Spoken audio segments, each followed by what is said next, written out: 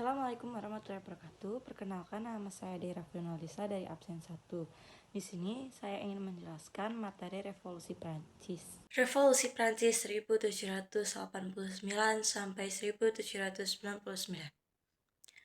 Kurang lebih 2 dekade setelah Revolusi Amerika, muncullah Revolusi Prancis.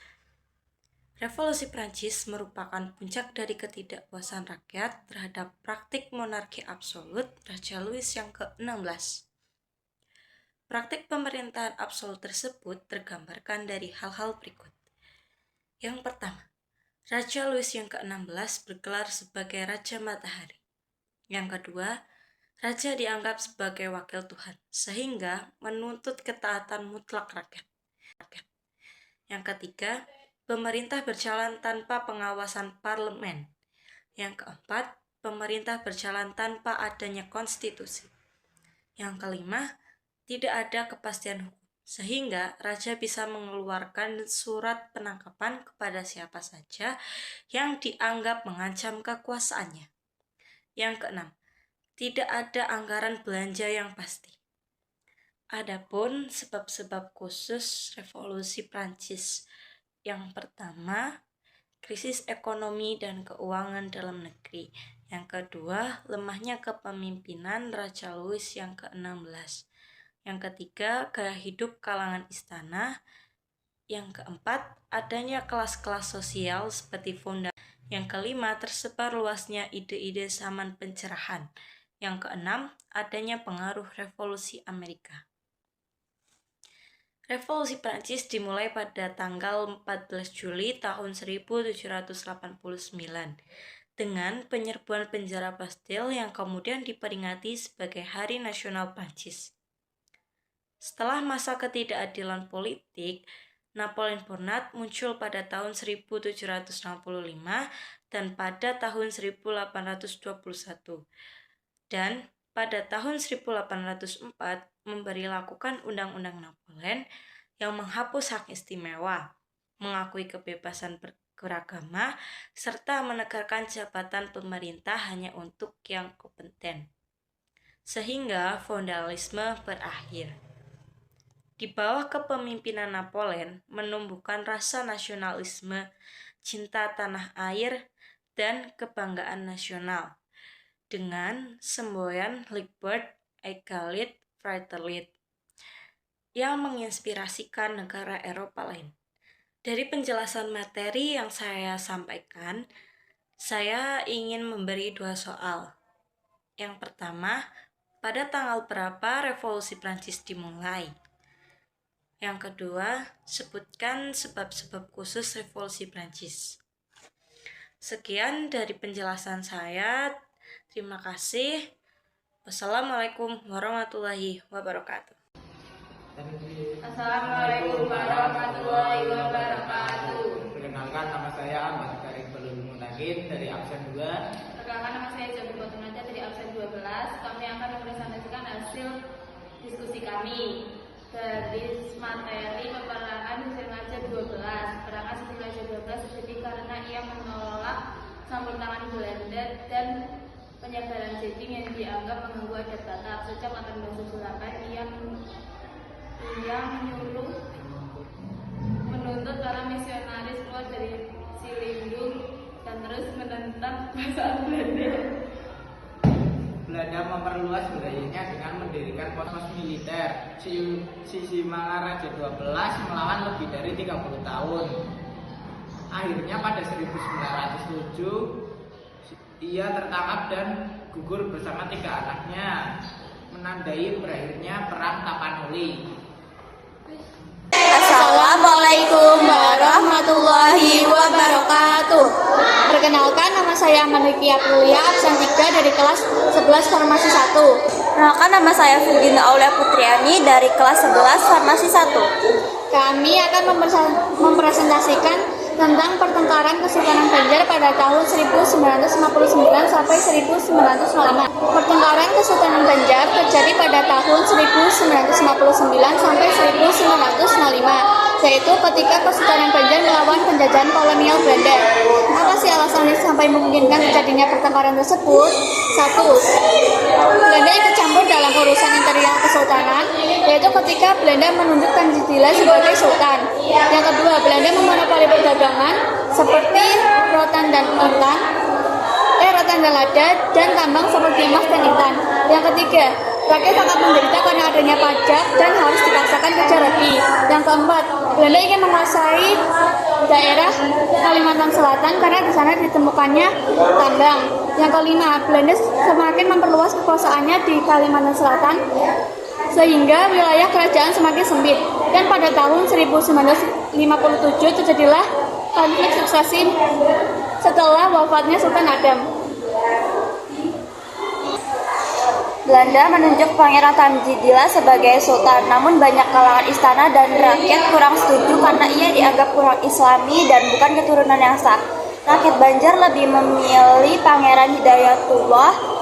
Penolakan rakyat tersebut memicu peperangan Banjar pada tahun 1859 sampai dengan 1863 yang dipimpin oleh Pangeran Antasari. Perlawanan rakyat menyerang tambang batu bara, pos posisionaris, dan pangkalan Belanda. Belanda memaksa Tamjidillah turun tahta pada tahun 1859. Lalu menyatakan bahwa Kesultanan Banjar di bawah kekuasaan langsung Belanda. Hidayatullah akhirnya ditangkap, lalu Pangeran Antasari melanjutkan peperangan hingga ia wafat dan kena cacar pada tahun 1862. Perlawanan Banjar berakhir pada tahun 1905 setelah Sultan Muhammad Seman terbunuh. Sekian, terima kasih dari kami. Wassalamualaikum warahmatullahi wabarakatuh. Assalamualaikum warahmatullahi wabarakatuh. Perkenalkan, kami dari kelompok 1 ingin menjelaskan tentang berbagai kebijakan pemerintah kolonial yang memicu perlawanan lokal. Nama saya Arba Alistiana, absen 4. Saya Valena Putri, absen 28. 1. Kebijakan Portugis. Kebijakan Portugis di Nusantara memicu perlawanan lokal karena dua hal utama. Yang pertama, monopoli perdagangan rempah-rempah. Portugis ingin menguasai perdagangan rempah-rempah sehingga memicu perlawanan di Kesultanan Demak dan Sunda Kelapa. Rakyat Ternate juga melawan karena kebijakan monopoli tersebut merugikan mereka yang sebelumnya berdagang secara adil atau fair. Sikap arogan Portugis merendahkan martabat Kesultanan Ternate. Yang kedua, penyebaran agama Kristen. Kehadiran misionaris Portugis untuk menyebarkan agama Kristen menimbulkan penolakan, terutama di wilayah yang sudah kuat dengan agama Islam, seperti Ternate dan Demak. Kebijakan FOC meliputi monopoli mengakibatkan kerugian rakyat Indonesia, terutama di Maluku, dan kerajaan kehilangan wibawa. Campur tangan kerajaan dapat menimbulkan adu domba dan munculnya perlawanan. Eksplorasi waktu meliputi perebutan lahan dan mineral. Pintu terbuka 1980. Arogansi Belanda, adat dan raja tidak dihormati. Diskriminasi Eropa yang paling tertinggi dan pribumi yang paling rendah. Terima kasih. Sekian dari presentasi kami. Wassalamualaikum warahmatullahi wabarakatuh. Assalamualaikum warahmatullahi wabarakatuh. Perkenalkan, nama saya Auliatul Zahra dari absen 5 kelas 11 Farmasi 1. Perkenalkan, saya Devi Nur Sepiani, absen 7. Kali ini kita akan mempresentasikan perlawanan kolonialisme sebelum lahirnya kesadaran nasional dan Perlawanan Kesultanan Ternate. ciri-ciri perlawanan terhadap kolonialisme sebelum lahirnya kesadaran nasional dan kesadaran kebangsaan. 1. Bersifat lokal. Perlawanan dilakukan oleh tiap kerajaan secara sendiri-sendiri tanpa melibatkan kerajaan lain. Meskipun demikian, kerajaan di Nusantara mampu menghadapi musuh secara bersama, yaitu bangsa penjajah yang sewenang-wenang dan serakah. 2. Bergantung pada pemimpin karismatik. Perlawanan dipimpin oleh pemimpin karismatik yang dianggap memiliki kesaktian. Ketika pemimpin itu gugur atau ditangkap, rakyat tercerai-cerai dan perlawanan pun berhenti. 3. Perlawanan mengandalkan kekuatan senjata. Mereka mengandalkan bambu runcing, kelewang, pedang atau keris. Bukan karena senjata tradisional itu lebih ampuh, tetapi karena semangat juang rakyat Nusantara melawan kesewenangan Belanda. 4. Mudah terpecah belah. Rakyat lebih setia pada pimpinan daerah masing-masing daripada harus bersatu untuk kepentingan bersama. Karena itu Belanda mudah melemahkan perjuangan divide et impera atau adu domba. 1. Perlawanan terhadap Portugis. A. Perlawanan Kesultanan Ternate. Ternate melawan Portugis karena monopoli perdagangan, intervensi politik, dan penyebaran agama Kristen. Sultan Hairun memimpin perlawanan tetapi dihukum mati pada tahun 1570. Kemudian perlawanan itu dilanjutkan oleh Sultan Baabdullah hingga berhasil mengusir Portugis dari Maluku pada tahun 1575. Sekian dari kami. Wassalamualaikum warahmatullahi wabarakatuh. Assalamualaikum warahmatullahi wabarakatuh. Saya Azhara Nabila dari 11 Farmasi 1 ingin mempresentasikan tugas sejarah. Revolusi Amerika. Revolusi Amerika adalah perang antara pemerintah koloni Inggris dan Amerika yang berlangsung sejak tahun 1765 sampai 1783. Sebab utama revolusi Amerika adalah pengenaan pajak kepada warga untuk mengganti biaya perang 7 tahun dengan Prancis. Pajak tersebut terhimpun dalam berbagai undang-undang seperti Sugar Aceti, Currency Aceti, Stamp Aceti, dan Quartering Aceti. Warga Amerika menilai pajak sewenang-wenang karena mereka tidak pernah dilibatkan dalam proses penetapan kebijakan dan keputusan pajak. Karena alasan tersebut, Amerika mengeluarkan slogan yang berbunyi, "Tolak pajak jika tidak ada perwakilan." Bara api semakin berkobar dengan terbitnya pamflet provokatif yaitu Common Sense atau Akal Sehat karya Thomas Paine. Pamflet tersebut berisikan solusi bagi warga Amerika yang telah lama didera penindasan dan ketidakadilan. Dalam kurun 3 bulan, pamflet tersebut laku terjual sebanyak 500 salinan kepada seluruh negara Inggris. Gabungan dari berbagai faktor tersebut termasuk pamflet Thomas Paine melahirkan pemberontakan kepada Inggris.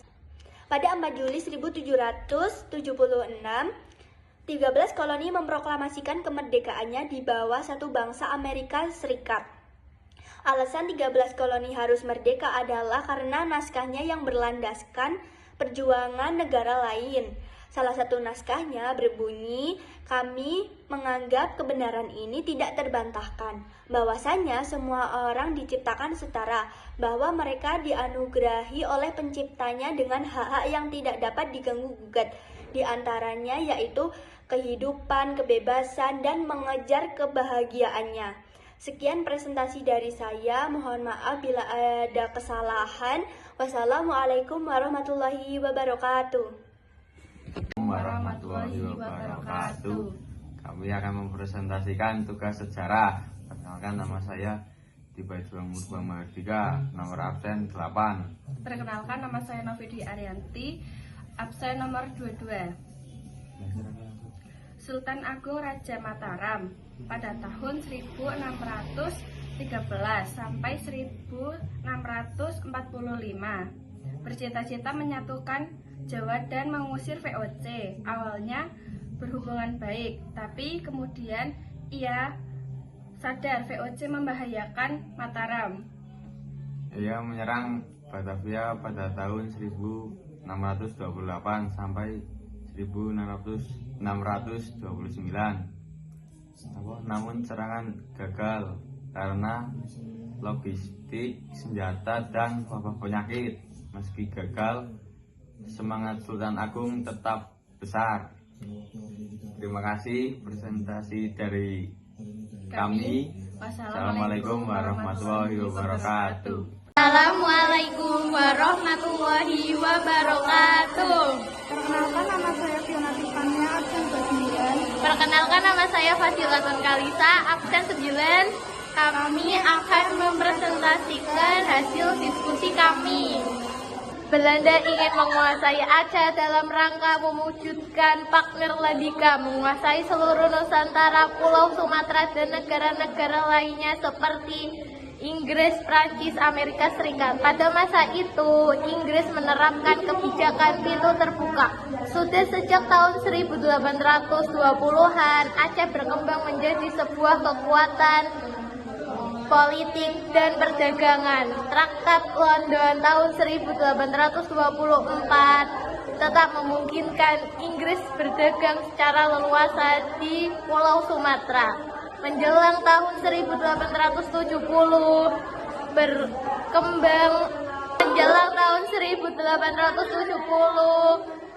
perkembangan Inggris terhadap Aceh berubah drastis. Terjadilah pertukaran antara Inggris dan Belanda melalui Traktat Sumatera tahun 1871. Jalannya Perang Aceh. Traktat Sumatera 1871 memicu konflik antara Belanda dan Aceh. Pada 1873, Belanda mendesak Sultan Mahmud tunduk kepada Belanda. Maret 1873, Jenderal J.R. Kohler memimpin serangan pertamanya ke pusat istana Kutaraja Banda Aceh. Jenderal Kohler beserta 80 serdadu tewas. Kegagalan serangan pertama memicu serangan kedua pada akhir 1873 di bawah pimpinan Maijen Janvan Sultan. Sultan Mahmud meneruskan perlawanan. Di tengah perjuangan, Sultan Mahmud wafat karena kolera, digantikan oleh Tuanku Muhammad Daud Syah 1875 sampai 1907. Sekian presentasi dari kami. Wassalamualaikum warahmatullahi wabarakatuh. Assalamualaikum warahmatullahi wabarakatuh. Perkenalkan, nama saya Farisa Mariana, saya dari absen 10. Saya mempresentasikan sejarah berjudul Pengaruh Revolusi Terbesar di Eropa terhadap pembentukan paham ke Indonesia. Pada abad ke-18 dan 19 lahir paham-paham baru di Eropa. Liberalisme menekankan kebebasan individu dan hak asasi, sedangkan nasionalisme menumbuhkan semangat persatuan bangsa untuk menentukan nasib sendiri. Selain itu, ada sosialisme yang menentukan keadilan bagi rakyat kecil, serta demokrasi yang memberi rakyat hak untuk mengikuti serta dalam pemerintahan bersama-sama. Paham-paham inilah yang kemudian menginspirasi bangsa Indonesia dalam perjuangan melawan penjajahan dan meraih kemerdekaan. Sekian dari saya. Wassalamualaikum warahmatullahi wabarakatuh. Pada awal abad ke-19, perlawanan gerilya di Aceh didominasi oleh ulama seperti Tengku Cikitiro dan bangsawan seperti Tengku Umar serta istrinya Cuknyatin. Perlawanan ini terutama pada 1884 sampai 1885 menyebabkan banyak korban jiwa dan kerugian besar bagi Belanda. Dalam situasi yang damai, Tengku Umar dan pasukannya menyerah kepada Aceh. Belanda menyambut dengan gembira dan mengangkatnya sebagai panglima perang dan memberinya senjata lengkap. 3 tahun kemudian, 1896, Tengku Umar dan pasukannya kembali dengan rakyat Aceh dan melancarkan serangan terhadap Belanda.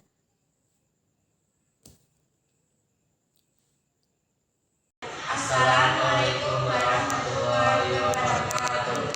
Perkenalkan, nama saya Karina Desera. Nama saya Radha Aditya Putra Setiawan. Di sini kami akan mempresentasikan tentang perlawanan Pattimura pada tahun 1817. 1817 adalah pahlawan rakyat Maluku yang dipimpin oleh nama sebagai Satu Pattimura. Untuk melawan kembali kekuasaan Belanda, perlawanan dimulai dengan membakar kapal Belanda dan memperbaiki Belanda. Meskipun Belanda menyatakan bahwa kedua rakyat Batavia, perlawanan ini berlanjut berikutnya. Perlawanan ini melibatkan tokoh-tokoh seperti Kapitalis Kalimat dan Kristina Margaritha. Katanya, Pattimura ditangkap dan diberi hukuman mati pada November 1817 di kota Ambon. Assalamualaikum warahmatullahi wabarakatuh. Perkenalkan, nama saya Muhammad Siti Fasya dari 11 Tekfar 1. Perkenalkan, nama saya Siti Fitri Anggreni dari 11 Tekfar 1. Revolusi Rusia terjadi tahun 1918 dan mengakhiri kekuasaan monarker. Revolusi Februari menjatuhkan monarker dan mendirikan pemerintahan sementara. Revolusi Oktober dipimpin oleh Partai Bolshevik, faksi komunis, menggulingkan pemerintahan sementara dan mendirikan negara komunis, faksi UNISOV. Setelah berkuasa, Partai Bolshevik menjalankan program sesuai ideologi komunisme seperti menyerahkan hasil panen ke negara, menghapus kepemilikan pribadi atas tanah dan pabrik, Melarang jual beli untuk keuntungan, redistribusi tanah ke petani, slogan utama Bolshevik, perdamaian, tanah, dan roti, mencerminkan perdamaian, mengakhiri keterlibatan Rusia dalam Perang Dunia. Dana reformasi untuk petani, roti, nasionalisasi ekonomi, dan distribusi kebutuhan rakyat. Pasca revolusi, dunia terbelah antara ideologi komunisme atau Uni Soviet dan kapitalisme atau AS, memicu Perang Dingin. Sekian, terima kasih dari presentasi kita. Wassalamualaikum warahmatullahi wabarakatuh. Pada abad ke-17 di Sulawesi Selatan muncul kerajaan kuat seperti Goa, Talo, Sopeng, dan Bone. Goa atau Makassar menjadi pusat perdagangan karena 1. Letaknya strategis pada jalur rempah Malaka, Batavia, Maluku. 2. Jatuhnya Malaka ke Portugis pada 1511 membuat perdagangan Arab, India, Melayu pindah ke Makassar. 3. Makassar menjadi pelabuhan transit dari Kesultanan Banjar. Hubungan awal Goa sama VOC itu baik, namun retak karena VOC ingin monopoli perdagangan. Goa menolak monopoli VOC, melakukan perdagangan bebas dan membantu rakyat Maluku. VOC menyerang, bersekutu dengan Arum Palaka Bone, Goa kalah dan mendatangani perjanjian Bongaya pada 1667 yang isinya Goa mengakui monopoli perdagangan VOC. Semua pihak barat selain VOC harus meninggalkan wilayah Goa. Goa membayar kerugian perang. VOC boleh membangun benteng di Makassar. Goa mengakui kedaulatan Kesultanan Bone. B. Perlawanan terhadap pemerintah kolonial Belanda. Setelah pembubaran VOC, rakyat Indonesia melakukan perlawanan terhadap pemerintah kolonial Belanda di berbagai daerah. Perlawanan itu terjadi di Maluku, perlawanan Pattimura, Sumatera Barat, Perang Patri, Jawa, Perang Diponegoro, Bali, Perang Jagaraga, Kalimantan, Perang Banjar, Palembang, Tapanuli, dan Aceh. Assalamualaikum warahmatullahi wabarakatuh. Perkenalkan, nama saya Intan Auli absen 11. Perkenalkan, nama saya Nadia Rahman absen 18. Kami akan mempresentasikan perlawanan Kesultanan Palembang. Palembang penting bagi Belanda karena posisinya strategis dan adanya pertambangan timah di Bangka Belitung. Rakyat Palembang menolak penjajahan Belanda dan Inggris. Pada masa Sultan Mahmud Badarudin II, perlawanan besar terjadi, terutama setelah Belanda takluk kepada Inggris. Saat Inggris fokus ke Jawa, Sultan Badarudin menyerang garnison Belanda di Palembang dan menewaskan 87 orang, termasuk 24 Belanda. Pada 1812, Inggris menyerang Palembang, menjara istana dan mengangkat Najamuddin II. Tahun 1813, Badarudin II kembali naik tahta, namun ditolak keras sehingga Najamuddin II kembali berkuasa. Setelah Belanda kembali pada 1814, mereka mengirim ekspedisi ke Palembang pada 1818 sampai 1819. Namun baru berhasil melakukan pada 1821 menaklukkan pada 1821 dengan 4.000 tentara, lalu mengasingkan Badarudin II. Najamuddin IV menjadi Sultan 1821 sampai 1823 sebelum Belanda menghapus Kesultanan Palembang pada 1823. Sekian presentasi dari kami. Wassalamualaikum warahmatullahi wabarakatuh. Assalamualaikum warahmatullahi wabarakatuh. Perkenalkan, nama saya Naswa Mandariski dari kelompok 18. Saya ingin sedikit menjelaskan tentang pengaruh revolusi besar di Eropa terhadap pemerintahan Hindia Belanda. Negara pertama di Eropa yang terkena dampak langsung revolusi Prancis adalah Belanda. Pada Desember 1794 hingga Januari 1795, di bawah pimpinan Napoleon Bonaparte menginvasi Belanda. Tujuan Bonaparte adalah membubarkan monarki di Eropa dan membentuk republik-republik sesuai dengan semangat revolusi Prancis. Louis mengirim Marsekal Herman Willem Daendels ke Batavia selama 3 tahun. Daendels membangun pertahanan untuk mencegah jatuhnya Jawa ke tangan Inggris. Daendels digantikan oleh Jan Willem Janssens. Namun di bawah pimpinan Janssens, Jawa jatuh ke tangan Inggris pada 18 September 1811 melalui Perjanjian Tuntang.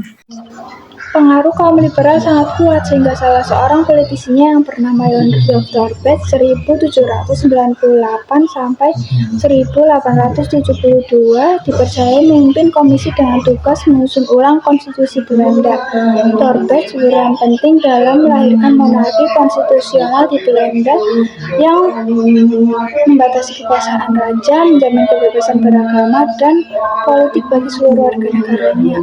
Kaum liberal juga mendorong kebebasan dalam bidang ekonomi dalam bentuk liberalisme ekonomi. Partai liberal memberi ruang selebar-lebarnya bagi siapa saja untuk membuka bisnis atau usaha di Hindia Belanda. Wujud liberalisme ekonomi adalah kebijakan pintu terbuka. Namun dalam praktiknya, liberalisme ekonomi justru membuat penduduk Bumi Putra semakin miskin dan terbelakang. Warahmatullahi wabarakatuh. Perkenalkan, nama saya Syar Sakina, absen 24 kelompok 7. Ingin mempresentasikan tentang perlawanan kerajaan-kerajaan di Bali pada tahun 1846 sampai 1849. Perlawanan kerajaan-kerajaan di Bali terhadap Belanda terjadi karena Belanda menentang hak tawan karang. Hak tawan karang adalah hak kerajaan-kerajaan Bali merampas muatan beserta penumpang kapal-kapal asing yang karam di perairan Bali. Hak ini merugikan Belanda, sebab banyak kapal Belanda yang terdampar di perairan Bali. Belanda berulang kali menuntut penghapusan hak tersebut, tetapi para raja Bali menolak. Pada tahun 1846, Belanda menyerang Buleleng. Pasukan Bali di bawah pimpinan Gusti Ketut Jelantik mundur ke Jagaraga, tetapi tetap melawan. Pada tahun 1848, Belanda kembali menyerang, namun mendapat perlawanan gigih. Belanda gagal menguasai Bali dan mundur. Pada tahun 1849, Belanda kembali mengirim pasukan lebih banyak, merebut Singaraga dan Jagaraga. Terjadi perang panutan atau perang habis-habisan yang menewaskan banyak pasukan Bali. Akhirnya Belanda menguasai hampir seluruh kerajaan di Bali seperti Jagaraga, Jembrana, Badung, Klukung, Karangasem, dan Bangli. Sekian dari saya, kurang lebihnya mohon maaf. Wassalamualaikum warahmatullahi wabarakatuh. Assalamualaikum warahmatullahi wabarakatuh. Perkenalkan, nama saya Safina Yulanti dari kelas 11 FKK 1, absen 25. Saya akan menerangkan tentang perlawanan Kesultanan Demak. Pendudukan Portugis atas Kesultanan Malaka pada 1511 serta kebijakan monopoli perdagangan telah merugikan para saudagar Islam. Demak menyerang Portugis pada 1512 dan 1513 bertujuan untuk menghambat ambisi Portugis menguasai Pulau Jawa. Pintu masuk Portugis menguasai Pulau Jawa terbuka pada 1526. Kerajaan Pajajaran yang bercorak Hindu merasa terancam oleh ekspansi Kesultanan Demak.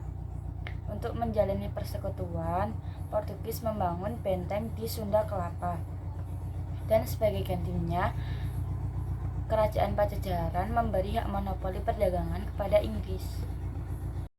Assalamualaikum warahmatullahi wabarakatuh. Saya Winda Sari, nomor absen 31.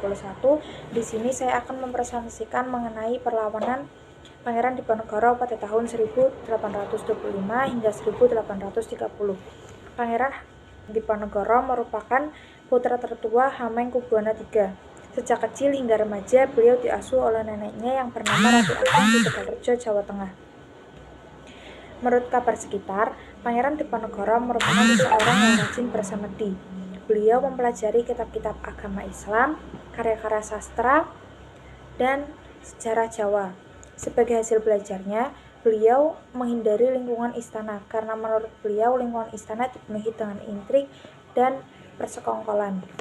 Lalu pada tahun 1805 hingga 1808, Pangeran Diponegoro mengalami pengalaman religius yang unik, yang dimana membuat beliau yakin bahwa dirinya lah calon Raja Jawa selanjutnya di Jawa, yang ditunjuk secara supranatural. Beliau berziarah ke makam-makam keramat yang berhubungan dengan dinasti Mataram, di mana salah satu tempat tersebut beliau mengalami mimpi, yang dimana mimpi itu didatangi oleh Ratu Kidul yang menemuinya dan menjanjikan bantuan kepada Pangeran Diponegoro. Yang kedua, poin B yang menunjukkan kondisi politik sosial di Jawa pada tahun 1825 yang diwarnai dengan satu, campur tangan Belanda, terutama sejak Daendels, Raja dianggap bawahan Batavia. Yang kedua, keraton kehilangan wilayah pesisir, contohnya seperti kasus Hamengkubuwana II. Yang ketiga, keraton dipenuhi dengan intrik, persekongkolan, dan korupsi. Yang terakhir, pemicu perlawanan Pangeran Diponegoro pada Mei 1825, Belanda membangun jalan yang berdekatan dengan Tegalrejo. Patok jalan tersebut melewati batas makam leluhur Pangeran Diponegoro tanpa izin, yang memicu kemarahan Pangeran Diponegoro dan terjadilah Perang Jawa pada tahun 1825. Sekian presentasi dari saya. Terima kasih. Wassalamualaikum warahmatullahi wabarakatuh. Assalamualaikum warahmatullahi wabarakatuh. Perkenalkan, nama saya Zahwa Dwi Ramadhani, absen 32 dari 11 FKK 1. Perang Padri pada tahun 1803 sampai 1838. Perang Padri berlangsung di Sumatera Barat pada tahun 1803. Awalnya bermula dari konflik internal antara golongan ulama dan golongan adat. Pada tahun 1803 sampai 1821 terjadi perang saudara. Masyarakat Minangkabau masih memegang erat adat zaman dahulu yang menentang agama Islam, seperti masih mabuk-mabukan dan judi. Pada tahun tersebut, pimpinan dipimpin oleh Tuanku Imam Bonjol. Dan pada tahun 1821 sampai 1832, kaum Padri melawan Belanda dan kaum adat. Sultan Arifin Murningsyah membunuh kaum Padri. Pada tahun 1825, Belanda memutuskan untuk membuat perjanjian perdamaian yang disebut Perjanjian Masang.